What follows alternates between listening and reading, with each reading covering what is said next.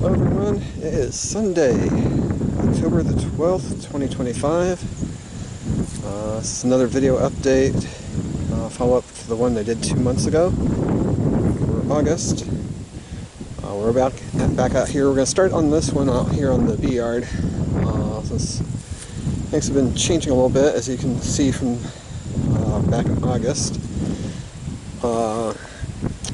So shortly after that video, went to Lowe's and got a load of 50 cinder blocks. As you can see around the border of the apiary. The cinder blocks are basically, they add a little bit more weight to the edges of the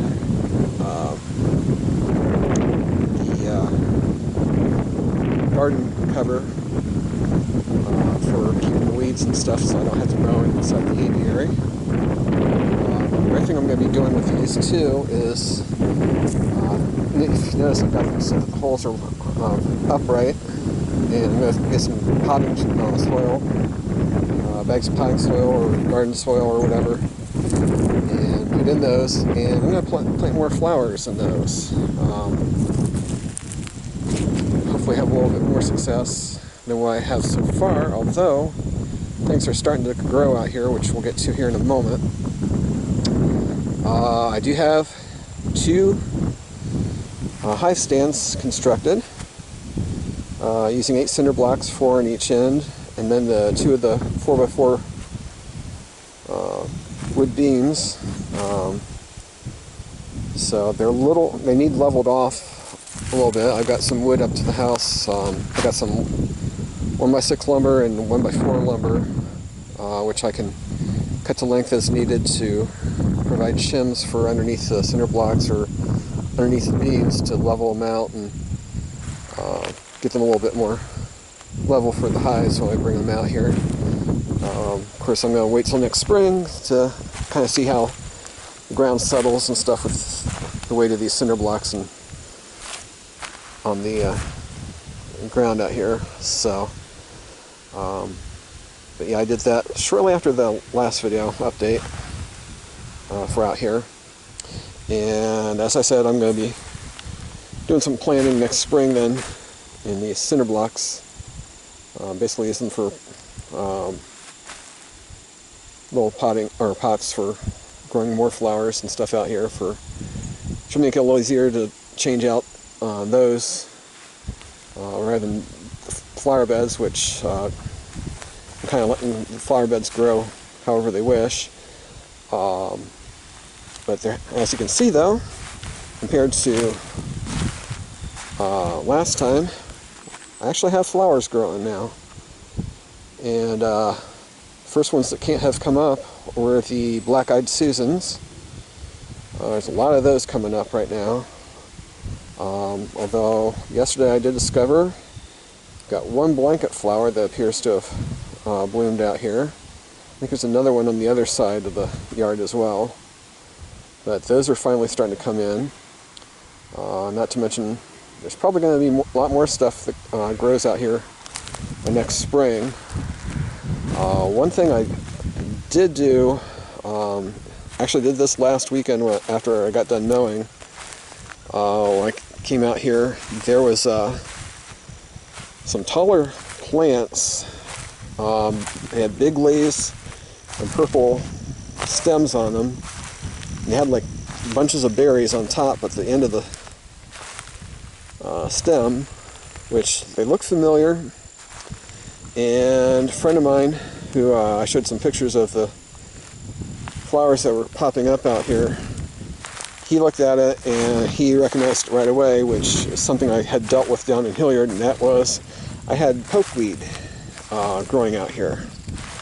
If you don't know what pokeweed is, it is a toxic plant.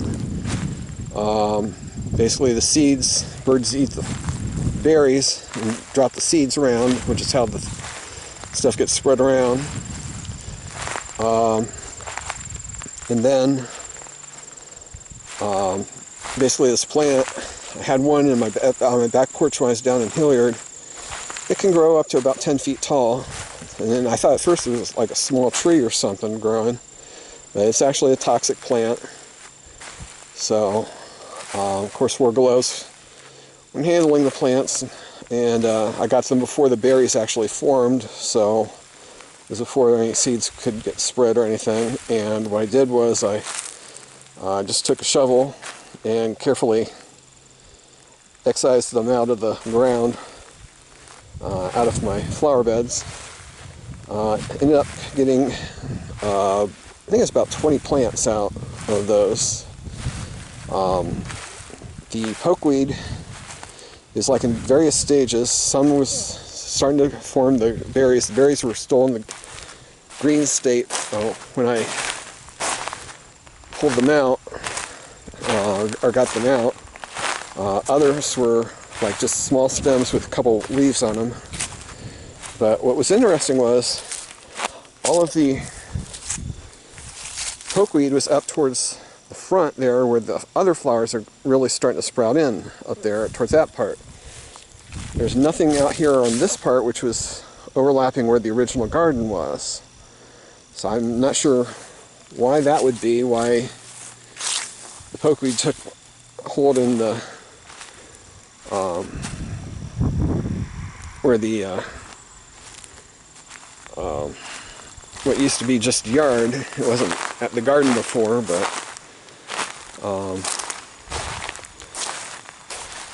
yeah, that's kind of weird. But at least I got rid of them before they got out of hand. Although obviously 20 of those out here, mixed in was quite a bit, but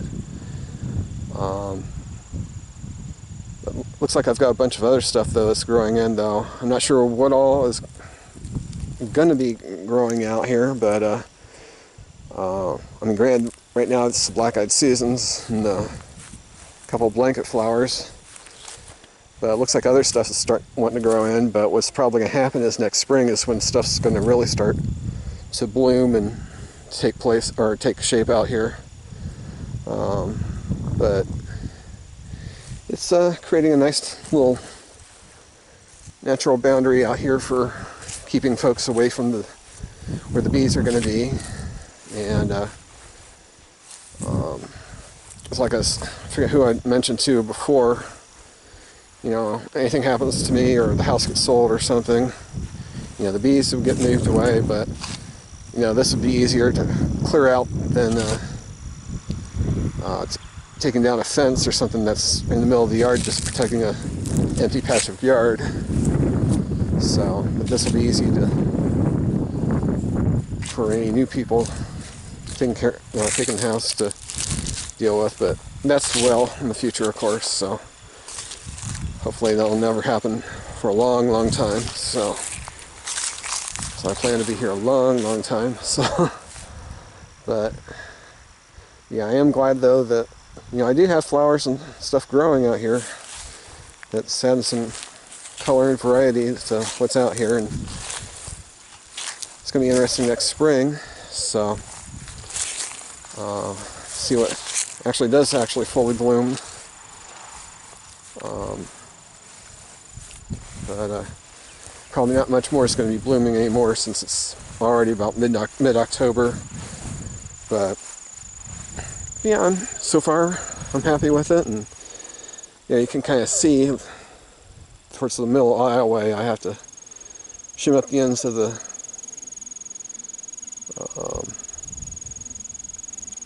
the stands a little bit more to level them out, but that's not going to be a big deal. So just take some measurements, and I've got a couple levels. One is 2-foot level and then 8-foot level, so I can easily, you know, get pretty precise to get everything nice and straightened out for that. So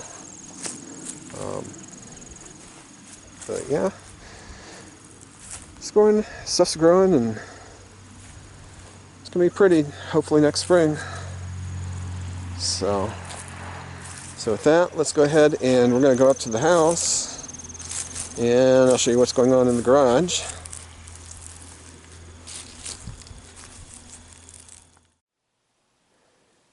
Alright, Alright, so now we're out here to the garage, and as you can see, the hives are looking a bit different. Not too long ago I started coming out here and getting the boxes for the hives painted.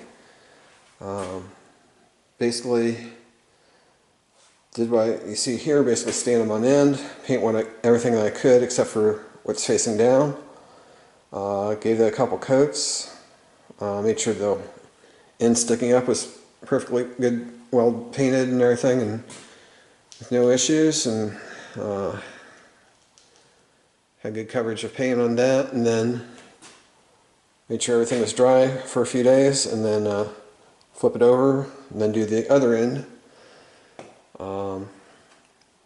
Basically each box is, everything that's getting painted is getting 2 coats, particularly thicker on the corners where these cut edges are, or cut ends are the wood.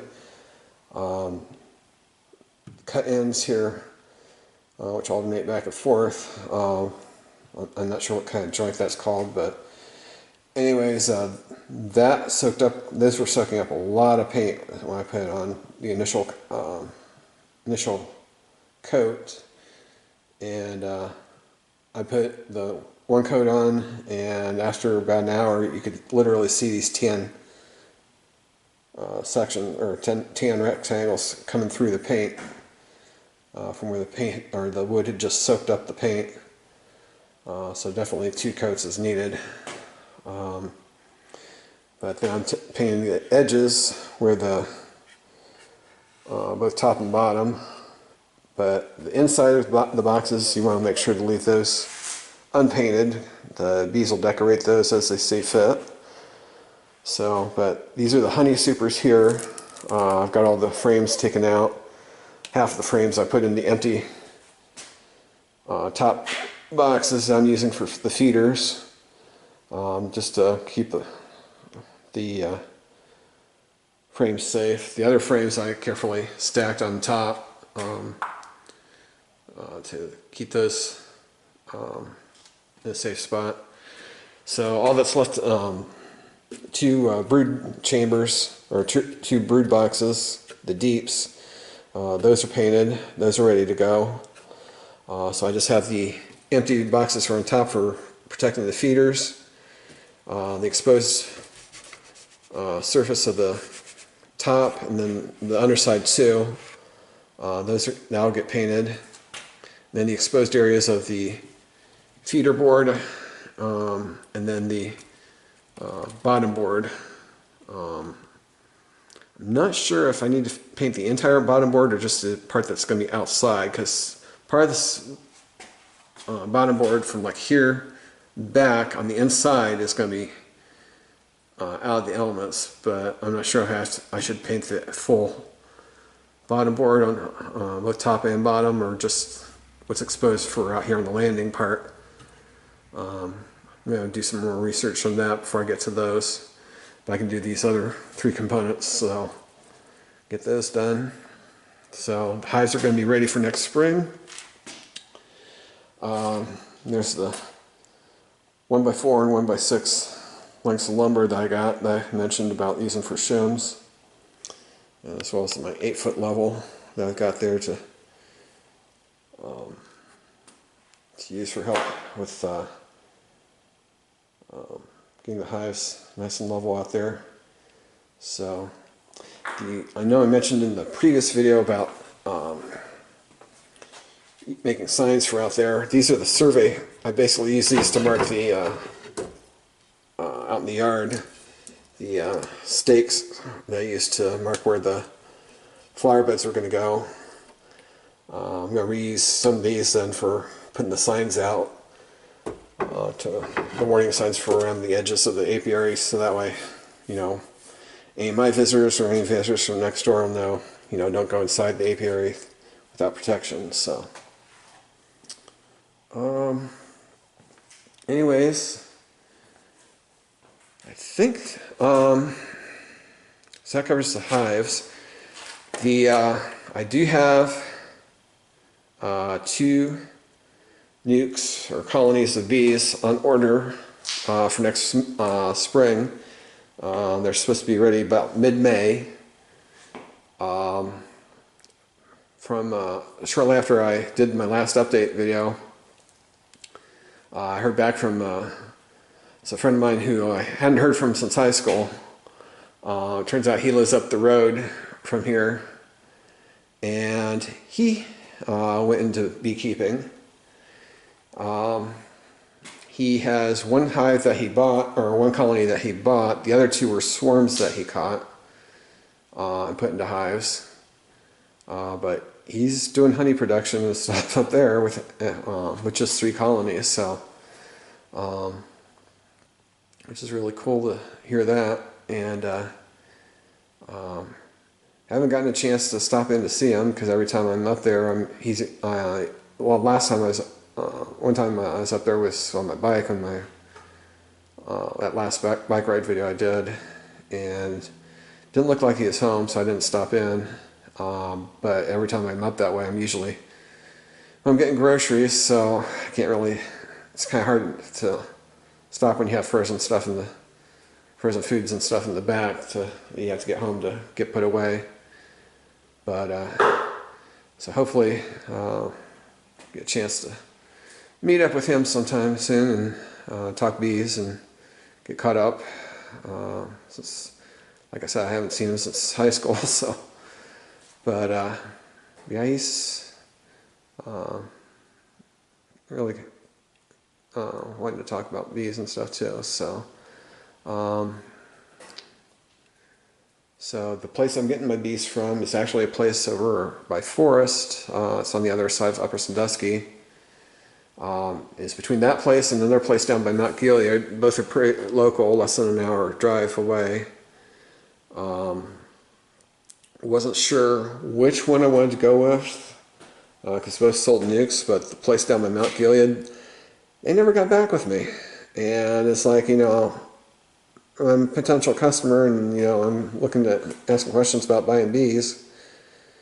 When you don't get back with me, it makes me a little reluctant to want to do business with you. So, but anyways, the guy over by Forest, a friend of mine up the road, the colony that he bought, he actually got from the guy over by Forest. So he hadn't had any problems with him. The guy over by Forest, he got in touch with me about when he's going to start selling nukes for next spring. So, that made me a little bit more knowing that, someone that, somebody I know has bought bees from and hasn't had trouble. Plus the guy's gotten back with me. And then another thing too is something I mentioned in the last update video is that getting bees from around here, I know they're going to be a little more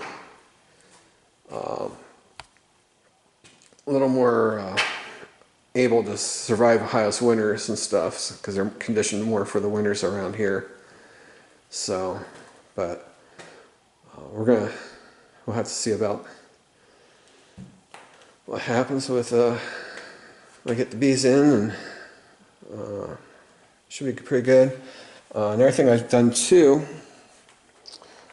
since these are quart mason jars basically, I went ahead and I got a dozen of these from one of my recent shopping trips to Kroger. I tested the lids. Lids are totally interchangeable with these.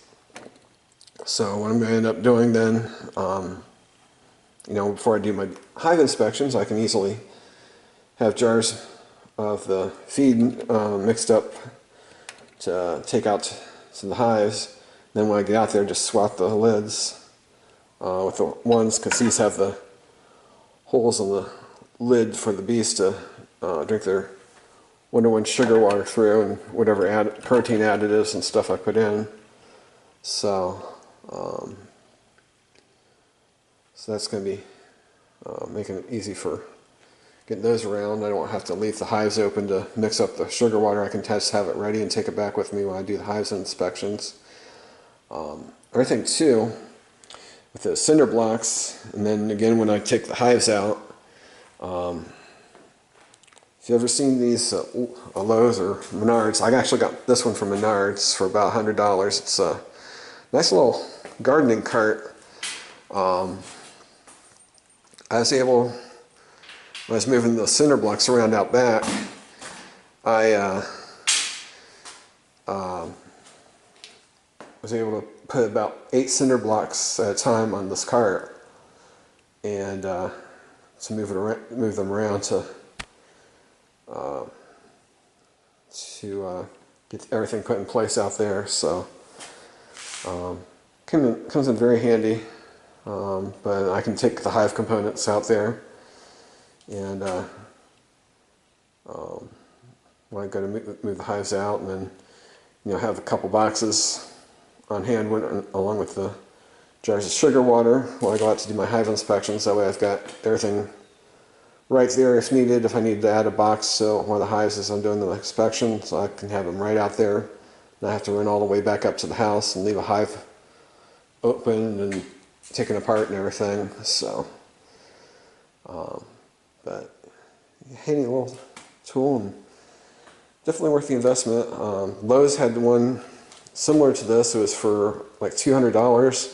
Menards had this one for $100. So obviously, I went with Menards. So went together pretty easily, and I've found it very useful. So nice little investment. So, anyways, we're going to take a look inside. Before we go down the basement, though, just see what's happening down there. We're going to go into the office, and I'm going to give you a little update as to what happened yesterday that sparked, well, actually it started a couple weeks ago, that sparked the big update that's coming from down in the basement. So let's go ahead in the office and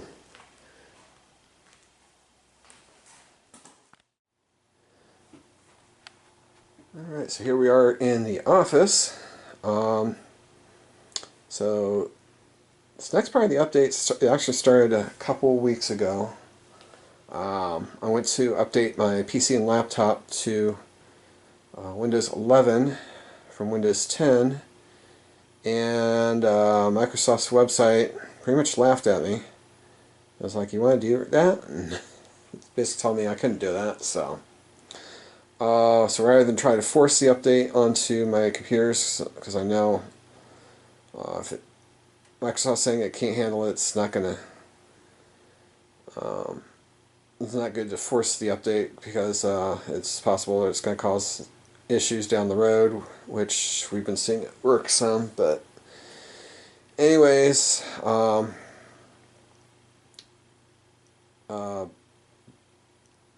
basically the computers, my PC and laptop, they're about 8 years old. So like last time when I went to upgrade from XP to Windows 10, basically I had to get new computers. So yesterday I went down to Micro Center down in Columbus, picked up a new PC and new laptop for here in my office. But fortunately, because my Windows 10 computers are still working good, they're just not going to be getting the updates from Microsoft, although they do have antivirus protection, which is good. What I'm going to be doing is my laptop, because it has Microsoft Access on there. I've been using that for my databases for keeping track of my rolling stock and the layout, as well as like books, CDs, DVDs, that sort of stuff, and keeping track of that on there. So obviously I want to keep using that, and plus I'll be able to use that for around the house. And I'm also going to use that for my dispatcher's computer down on the in the basement, rather than using that old Macintosh Performa that I've got down there. So that one, the the Macintosh Performance is going to go back in the box and go back into storage.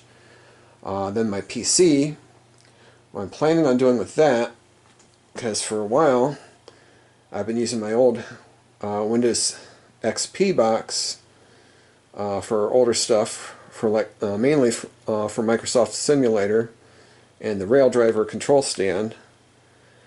If I can get those to work on my Windows 10 PC, I'm going to be retiring the XP box and then use my Windows 10 PC for gaming as well as video editing, that kind of thing. So that'll be something nice to have there for that.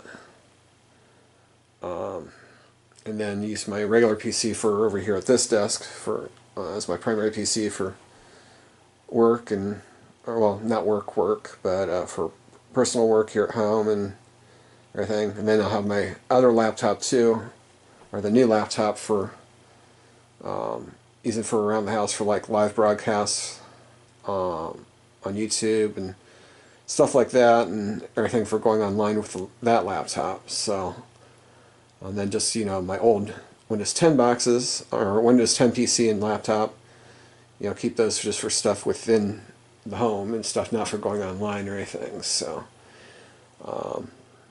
but nice thing too is I've got a 2 terabyte external hard drive that's currently on the PC right now, but I can use that for, you know, copying my profiles around to the different computers, so that way I can get files from one computer to the other really easily. I'm also going to use it as an opportunity to go through and get files a little more in order, because right now I'm wanting to get stuff a little bit more organized for my files and everything, so I know where everything's at. And I know I started a while back when I found like I had 3 copies of the same file. They were like all different versions for all my addresses and phone numbers of friends and family. So I had to go through that and get it updated to one file or one version instead of 3. So stuff like that I want to get you know, get taken care of. And everything too with my my Windows 10 laptop, I like to use that. I can use that for running my flatbed scanner for, you know, if I want to sit out in the living room to, you know, or TV room or wherever to scan stuff and not being here in the office. Same with could use my new laptop as well, but anyways, so as I was saying, I went down yesterday to get the new Windows 11 PC and laptop, and of course while I was down there I decided to stop in at the train station and get started some stuff for an update for, well, I'm going to go to show you here in a little bit.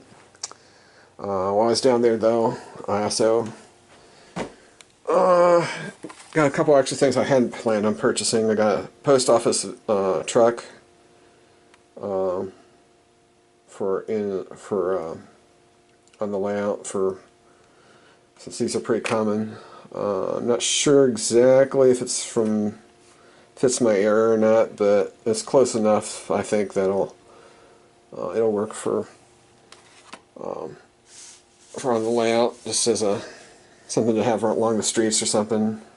Since in town you see those driving around a lot. Out in the country, people are using other vehicles here. But now I also got a new Penn Central caboose. This is one of the former Pensy cabooses. Some of the recent YouTube videos I've seen of from around this area here in Ohio, back around the mid-'80s, some of these older former Pensy N5C cabooses that the Pennsylvania Railroad had built, these were actually pretty common, it looked like, around here. These had, there's bracing posts on the ends from where they were designed for over in Pennsylvania, where they would couple locomotives onto the back of the train behind the caboose, and they could shove the train, help shove the train then up over the hill there around Horseshoe Curve. Because prior to the reinforced cabooses, the athlete had to cut the locomotives in ahead of the caboose to keep the caboose from getting squished as they were pushing the train uphill. So, but I got the Penn Central one, which would fit my era, because I'm model mid-70s to mid-90s. And then I want to get a Conrail one as well. I almost got one of the Pennsylvania cabooses, but then I was like, by the mid-70s, Pennsylvania cabooses would have been all painted over with either Penn Central or Conrail paint. Although if I ever have a caboose on display somewhere on the layout, I could easily get one of the Pennsylvania Railroad cabooses and have that on display somewhere. But so I got those then for down on the layout. So another thing too, probably not going to do a Christmas video this year. Got a bunch of stuff here in this old Atari box, and then on top of the Atari box, these old ornaments that Mom used to put on her tree, her and Dad's tree, for many, many years. Some of these ornaments are from back around my first Christmas, if not earlier than that. And then so I'm going to have the tree up. I'm going to have it in this room, probably in this corner for now, because I'll show you here in a minute why that's happening. But I won't be able to put it up in the living room like I want it to. But I did clear out a corner in here. I moved my train cases in this room, into this room, to get all the trains together and a little bit more neater, and free up space in the other bedroom that I'm using for my second office. But those are all the trains for downstairs in the basement. So, which I'll go into when I go into this one of the videos on the storage box, or I'm going to be doing on the layout. I'll go into talking about train storage and stuff like that. But let me show what's going on in the other office. So this is in one of the other bedrooms. This is going to be my second office, which it's not going to be a whole lot going on in here other than storage and keeping stuff stored in here. But I've got all my Lionel track there. Lionel trains are then on shelves up here, so I can keep the boxes close by to where I'm going to have the Lionel set up. But yeah, I originally had the train cases all in here, which made the room very crowded. So, but now that I've got room over in the other room, I moved those over there to keep them in one, get them out of the way, and make a little more room in here. So, and then of course I got all my game boards, or board games and stuff like that, and then jigsaw puzzles, and then magazine library, model railroader, trains, railroad model craftsman, a bunch of stuff in there. And then of course my dad's roll-top desk, which I'm going to be cleaning up here one of these days when I get a chance. But now I got a closet full of Hot Wheels, Matchbox stuff, and Legos and other stuff in there. So, but the Lionel, I'm holding off on getting that set up for now too, because I want to put that in the living room, which we'll take a look at next. Okay, so this is the living room, which is where I'm going to be. I wanted to set up the Christmas tree this year, basically right here in front of the front window. Basically between the chairs, or between the recliners, I'm going to be putting the loop of track in, then, which will be up all year, and then the tree can go in the middle, and basically have the tree in front of the front living room, which originally it was back when we first built the house. So, but the reason the tree is not going up in here this year is because we've got this open doorway that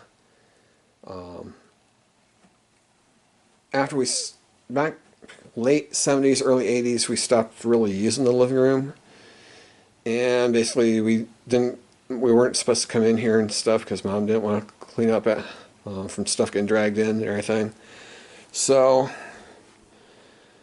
for a while, Mom would have boxes or stuff blocking the doorway to keep the dogs out, or pet kennel would be in front of the doorway to keep to block the dogs from coming in. And obviously, when I put the tree up, I don't want Smokey coming in because he will definitely get into the tree. I guarantee it. He did it once when I was down to Hilliard. Luckily, I caught him before he actually got up into the tree itself. But obviously, I want to be able to keep him from getting into stuff if I have the tree up, or if I have board games or whatnot in here, and I don't want him getting into stuff like that. So basically I've got a pair of French doors on order to put in here on the for the doorway. So I'm basically converting this to a pair of French doors. Thing is, from what it looks like on the ordering, that's probably not going to happen until December. So I'm going to have the house decorated, but I'm unfortunately just not going to be able to put the tree up in here. So the tree is going to go up in the office in the corner. So, but believe me, this house is going to be decorated for Christmas. So, so that's that. That's really about the biggest change that's going to be happening up here in this this part of the house. So with that, let's go ahead and we're going to go down to the basement and show you the big developments down there. So actually, before we go down to the basement, one update that has happened recently was a couple of weeks ago. Keys Electric came out to do the electrical updates around the house. First day we worked. I worked with the technician downstairs, taking care of everything downstairs. But second day we were up here, and we went around the house, and all of the old two-prong outlets around the house have been replaced with three-prong outlets. So those are all brought up to code now. And hi, little buddy. So that's all good there. One thing that happened, one other thing we did too was, yes, I know you want attention. A lot of the outlets that had been updated with three-prong outlets, they were not properly grounded. They were running open ground, so there was no ground going to them. Of course, out here in the country, we get a lot of lightning and stuff, so one thing I wanted was to make sure everything is either properly grounded or surge protected. So what we did was we went around, we basically determined which outlets and lights were on what circuit, and at the head of each circuit, if it wasn't grounded, we put in GFCI electrical outlets, and those provide the surge protection, basically the same thing as the grounding, so that if anything would hit that circuit, you know, it would pop, and all the other outlets on that circuit for the room or whatever's on that circuit would get tripped and get cut off and wouldn't get hit by a surge from like lightning or anything like that. So it's kind of interesting when we did that too, because the wiring of the house wasn't quite set up the way I was expecting it to be set up. That middle bedroom that we were just in a little bit ago, Two of the outlets are piggybacked onto the one bedroom on the one side. The lights and other two outlets in that room are piggybacked to the other bedroom on the other side. So instead of like now a breaker for, or circuit for each bedroom is like the one bedroom was split between two circuits. Here in the living room, the outlets on this side of the room are on one circuit. The porch, closet, 3 outlets on this side, the one on the other side of the wall here in the hallway, and the ceiling lights, those are all for the TV room, kitchen, and hallway. Those are all on one circuit. TV room has 4 different circuits in it. That half of the living room has one circuit. There's 2 outlets on this side have one circuit.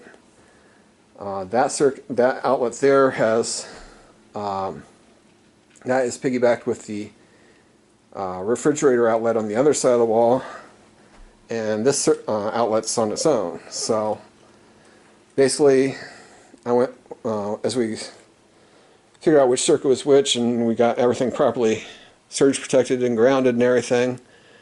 I went through on my diagram that I made of where all the outlets were, and I basically marked which outlets are connected with what circuit and everything. So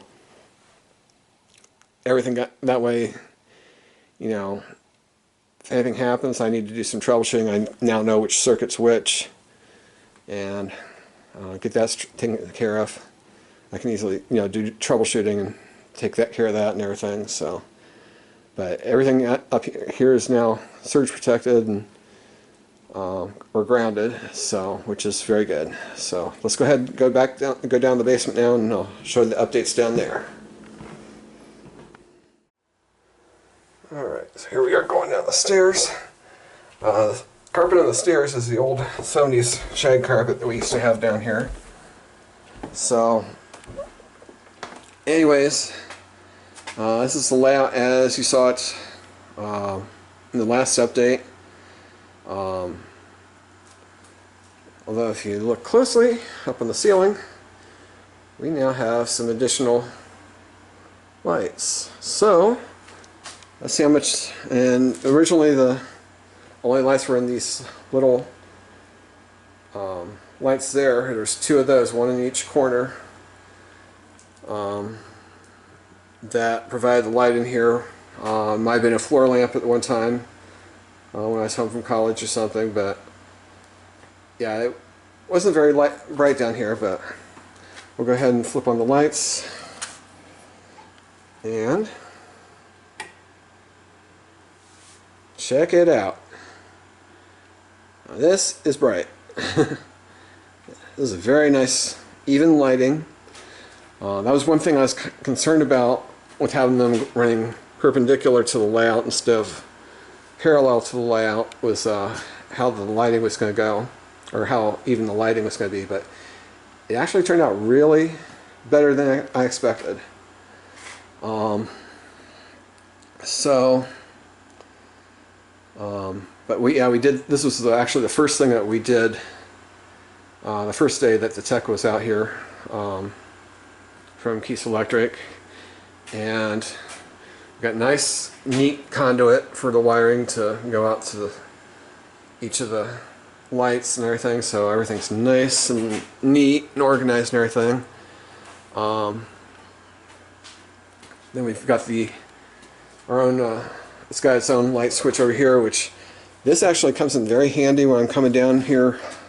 If I'm bringing groceries down for the fridge and freezer, or if I got laundry, a huge laundry basket in hand or something, I can easily, use my elbow to flip that light on, and this actually has enough light that I can see over on the other side of the basement, so I can get my hands free to turn the lights over here. But yeah, that's all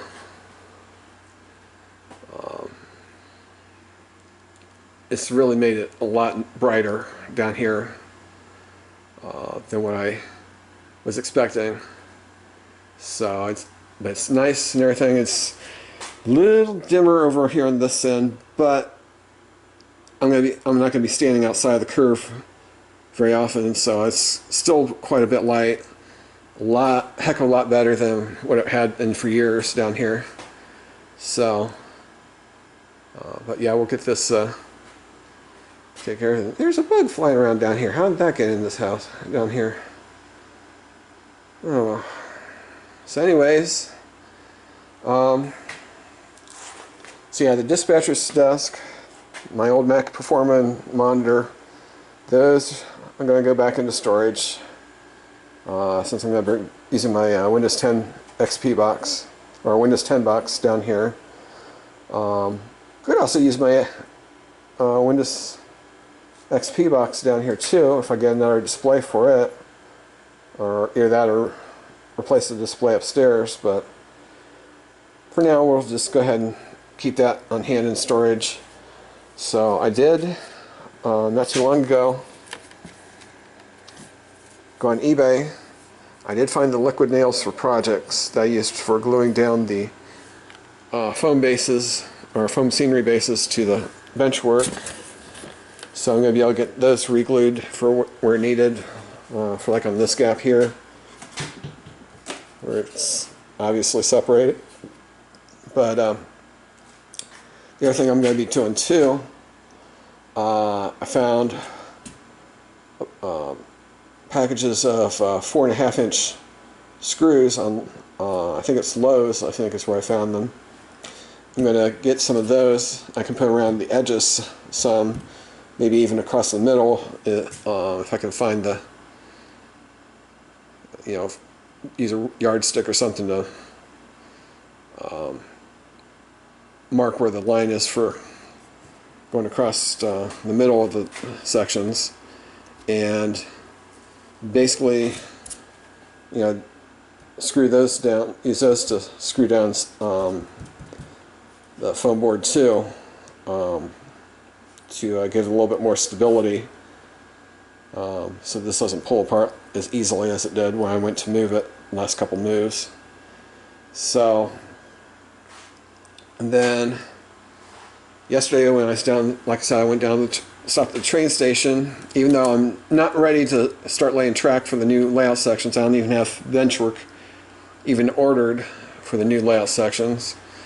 I did get a bunch of flex track, Code 83 flex track, as well as cork road bed,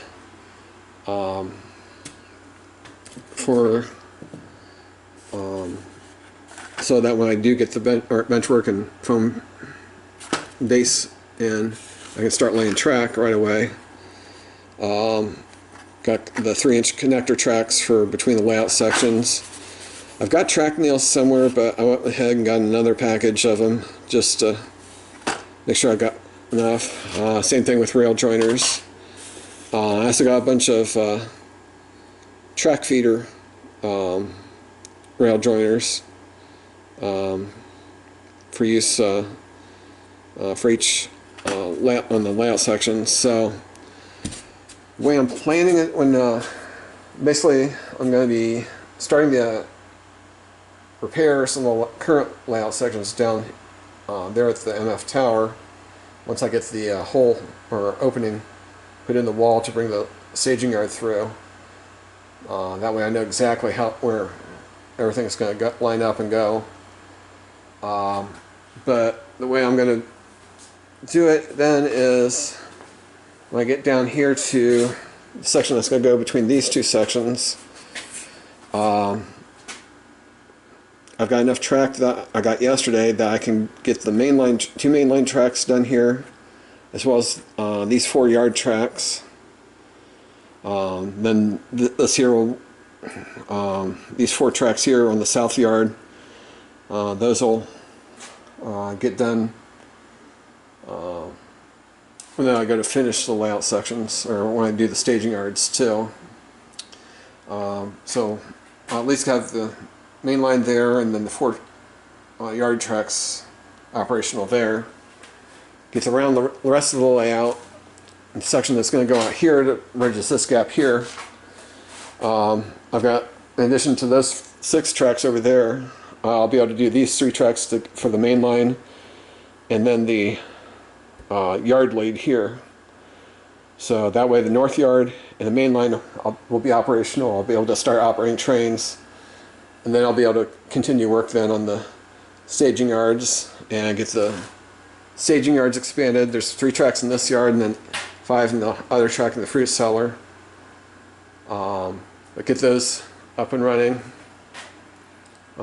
there at the end then. In the meantime then I can also do the wiring and stuff underneath, the layout. I've got to get the terminal strips. Let me get down here to show where this is. So basically I got to get the terminal strips for between the layout sections, as well as the power connectors. The power connectors, the plugs that you see hanging down there, those are Y splitters for PC or computer power splitters. I basically converted them to turn those into nice big plugs that I can easily plug together or plug in or unplug and as needed for taking the layout apart. And the wiring, I've got a whole tub of the Cat 5 wiring that I'm using for my power buses and connections and everything. So those will all get basically, like I said on the previous update, the wiring, it's going to be simple. It's not going to be, special wiring like doing the control panels or track switches or curves or anything like that. It's just basically an expansion of the of what exists now, and then bring down the track feeders through the styrofoam to connect in. So, but that should go pretty smoothly, I'm hoping. So, get back up here.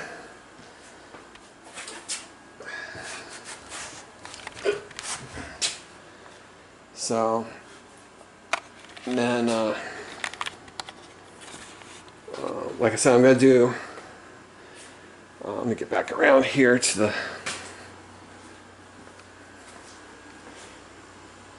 where the main junction is. So what I'm planning on doing is I'm going to put the opening in a little bit bigger on the sides and bottom of the end of this section here. Put the opening a little bit higher than this, so that way I have plenty of clearance for the trains to go under, even though it's only just one track. But what I'm going to do then is I'm going to bring the end of the staging yard section that joins this, I'm going to bring it through the wall, so it's going to be sticking out here a little bit, and connect out here actually. So there's going to be it's going to be shifted a little bit, a few inches probably this way, and then with the sections I'm putting in on the oval, both here and then over in the middle of the yards over there. Like I said, I'm going to be putting a 5-foot section in here and over, as well as over there. So the layout's actually going to be expanding 5 feet for this section, or for this part of the layout that's in here, plus a few inches from when I shift it to bring the layout through the wall, or the staging yard through the wall. One thing I did do recently with the layout all moved over this way, I measured from this end of the layout over here to this corner. This is actually 74 inches, so it's just over 6 feet. And I'm adding 5 feet and then plus a few more inches, so it'll come up to right about here is where the layout's going to end up going. And then, you add in the corner, this corner here, it's probably going to be about right here. We're just going to leave a nice opening then to get into the rest of the basement. Like I said in the previous video, if I need to take this off to get like the washer and dryer out or anything like that, you know, I can easily do that, and the layout will be out of the way. So, but it's gonna take some work, but it's gonna be very well worth it. Still amazed every time I come down here how nice it looks with just new lighting down here. So, but that's gonna be starting here before too long. Just gotta figure out how to get through the wall.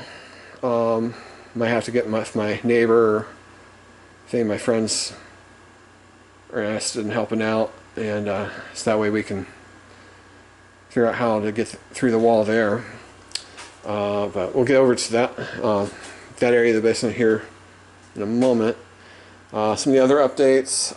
This is one of the fire extinguishers. I had, if you remember on the video I had, last video, I had 3 fire extinguishers. I put one over here for this end of the basement. I got that hung up. Coming, and here's the other updates. This is a surge protector. They came out to put on my main breaker panel. Basically, if lightning were to hit the house, this will kill all power, or you know, do the surge protection for the whole house, not just for one circuit or anything like that. Basically, it's something that's required on all new houses.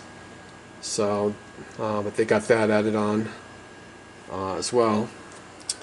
We got a new outlets here that they put in for my fridge and freezer, so no more extension cords going across the basement and I'm tripping over or anything like that. So those are on their own circuit too. One thing you might notice here, they did a lot of updates with the breakers and replaced a few breakers in the panel. So stuff's got updated there with more up-to-code breakers and everything.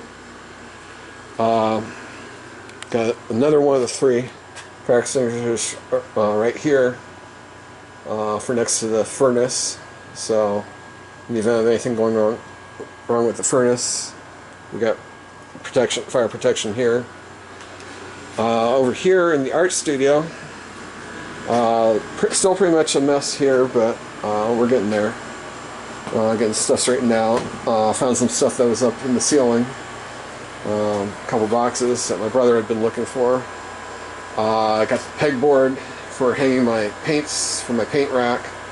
I've got that up, hung up to get my paints going. I'm going to have to check my paints out though.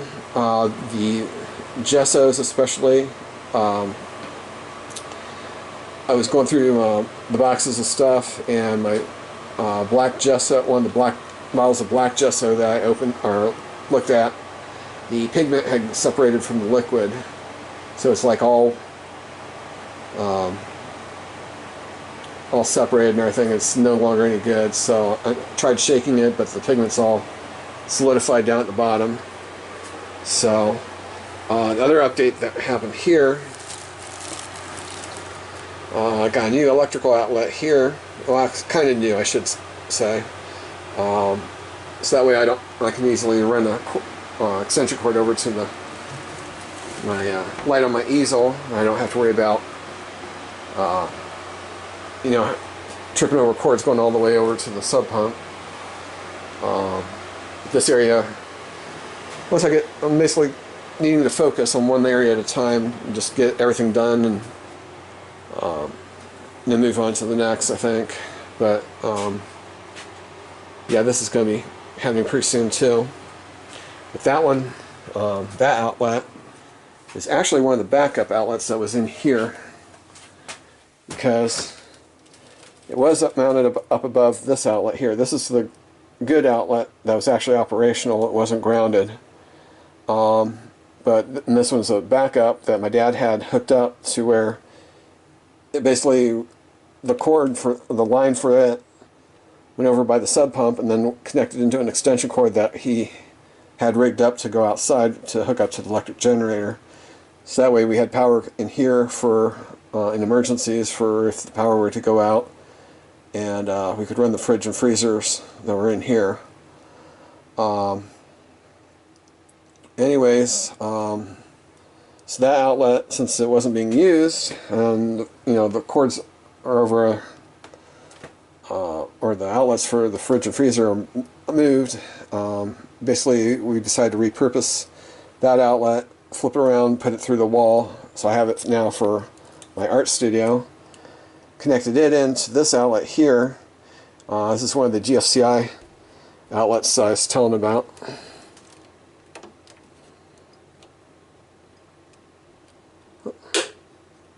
And killed the power. Shoot. So now that circuit's, only really needed one circuit or one outlet in here. So first needed, because the power for the layout sections in here, this is going to be coming through the wall with the layout to power the tracks in here. So I also got another fire extinguisher, smaller, or the smallest of the three.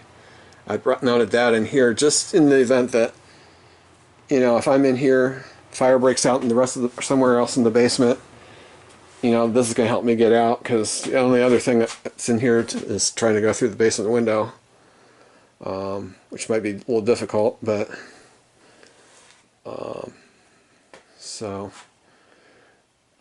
yeah, this is going to be nice little area for getting the trains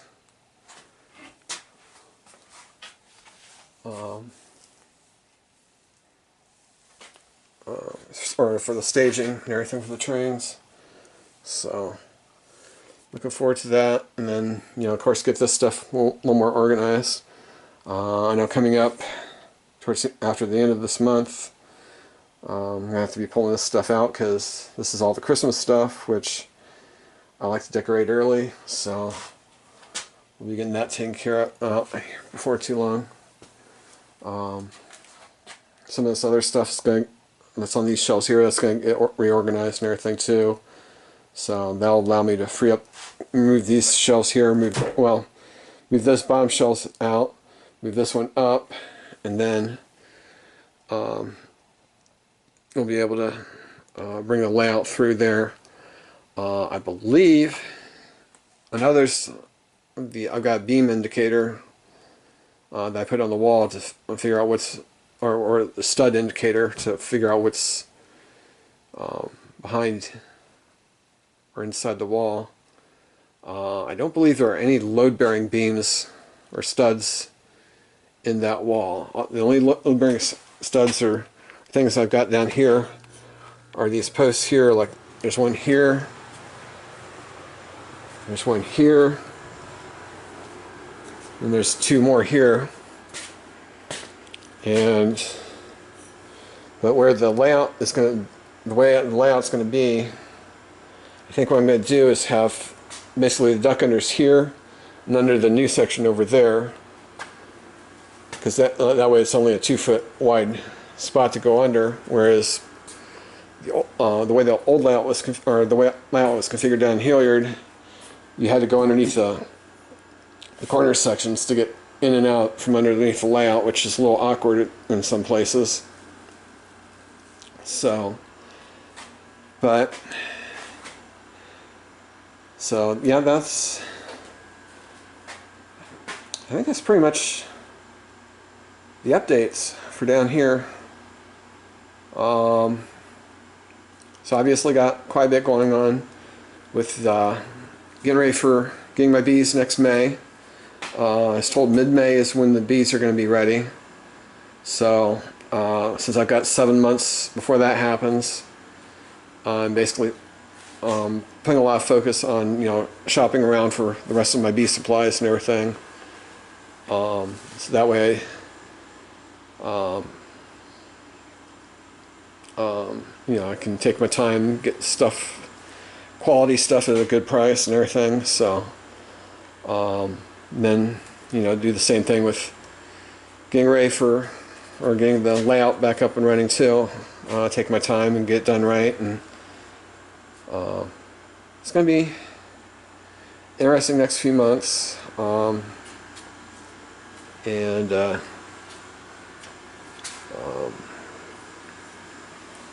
layout, or getting the basement cleaned up too. Plus getting, still got to get the bedrooms cleaned up. But like I said, you know, I think what I need to do is just start focusing more on one room at a time. Basically, just go to town, getting it straightened up, and that before moving on to the next, rather than trying to jump around from project to project to project and trying to get stuff done. So, but yeah, this is gonna. Here's light at the end of the tunnel. Stuff's coming around, and with getting ready for the bees and getting the layout up and running, which hopefully won't be too much longer. So, one thing I do want to ask though is if you folks could, I'm wanting to do a layout series on the layout, where basically it's a layout tour. Basically, I'm going to go over, you know, history of my model railroading, how I came up with the design of the layout, construction, rolling stock, operation, that kind of thing. Basically, all aspects I can think of. How the hobby and everything, and how my approach to it and everything. So, what I'd like to do, you know, if you have any questions that you would like to see brought up or addressed in the layout series, you know, when I do the tour, basically the tour and everything of of the construction of the layout, you know, let me know, and I'll make sure that topic gets covered.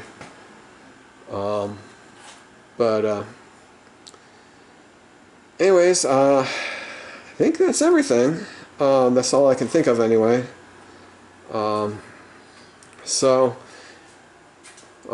Anyways, like I said, any questions, comments, leave them below in the comments section. Be sure to hit the like button, subscribe if you haven't subscribed already, and I will see you in the next video. Have a good one.